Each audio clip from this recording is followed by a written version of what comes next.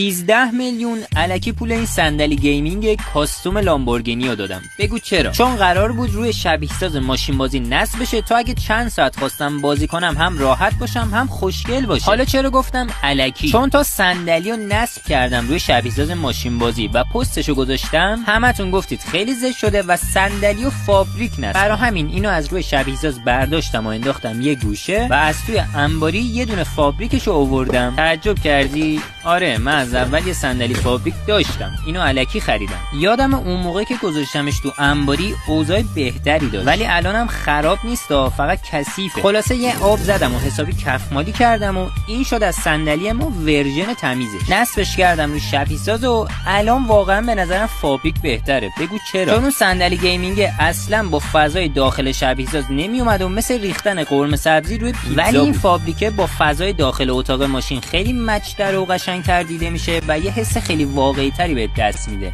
راست